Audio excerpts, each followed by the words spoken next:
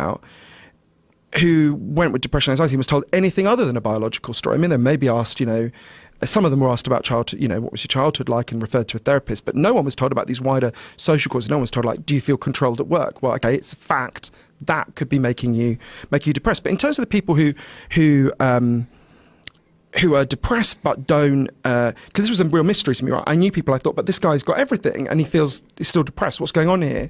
I think there's two things to say about that. One is, I started to, for various reasons, for research, for something else, I was reading some like feminist texts from the early 60s, right?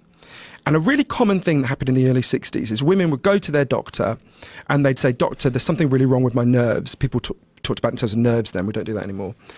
Something really wrong with my nerves because I've got everything a woman could possibly want. I've got a husband who doesn't beat me, I've got a car, I've got a washing machine, I've got 2 kids, but I feel like shit, right? And the doctor would go, you're right, and give a Valium. Now, if we could travel back in time and speak to those women, what we'd say is, right, you've got everything you could possibly want by the standards of the culture, but the standards of the culture are just wrong, right? As a woman, as a human being, you need more than just a washing machine and a car, right? You need a fulfilling life, you need to have meaning and purpose. And a very similar thing I think is happening today.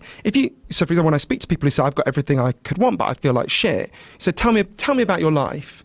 Very often they're working really hard in prestigious jobs that they don't like, they don't enjoy hour by hour, to buy things that don't give them pleasure. It comes back to this hijacking by junk values that we're talking about that Professor Tim Kasser discovered.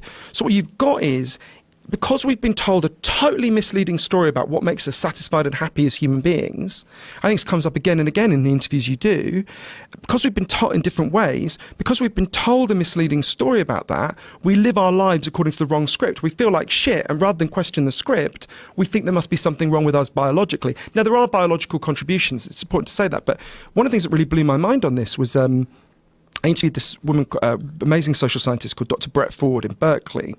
She did this research. It's kind of simple research. It just asked, if you consciously decided you were going to spend more hours a day trying to make yourself happier, would you actually become happier, right? And they did this research, she didn't do it alone, obviously, with her colleagues, in the United States, Japan, Russia, and Taiwan. And what they found was, in the US, if you try to make yourself happier consciously, you do not become happier. In the other countries, if you try to make yourself happier, you do become happier. And they were like, what's going on? So they did more research, and what they discovered was, in the US, and obviously I spend a lot of my time here, but in Britain as well, if you try to make yourself happier, you try to do something generally for yourself. You buy something for yourself, you big yourself up, you try to get a promotion. In the other countries, generally, if you try to make yourself happier, you do something for someone else, right? You try to help your friends, your family, your community. Wait a minute. What countries So it's Japan, this? Russia, and China. It's most of the rest of the world. They stress this, that this is a part of their culture, that if you want to be happy, you do something for someone else? It's so implicit in the culture that they live collectively that it's not even, just like we wouldn't even, if you said, do you think happiness is an individualistic thing? We'd be like, what are you even talking about? Isn't that sort of an extrinsic idea as well? The idea that you're going to be happy by trying to make other people happy? Well, this is the thing. So intrinsic values are not about just internal to yourself. Right. They're things that you value. So your intrinsic value could be spending time with your kids, right? That was probably most people's strongest intrinsic value if they're parents, is being with their kids, bonding with their kids, loving their kids. But my point is, if your goal is to get happy, and the way you've chosen to get happy is, I'm going to get happy by making other people happy, that seems very strange. I don't think so. I think that's if you think about where humans evolved. But shouldn't you just make other people happy because you love them? But that is a way. Loving people and being present with them is a way of. But not as like a specific.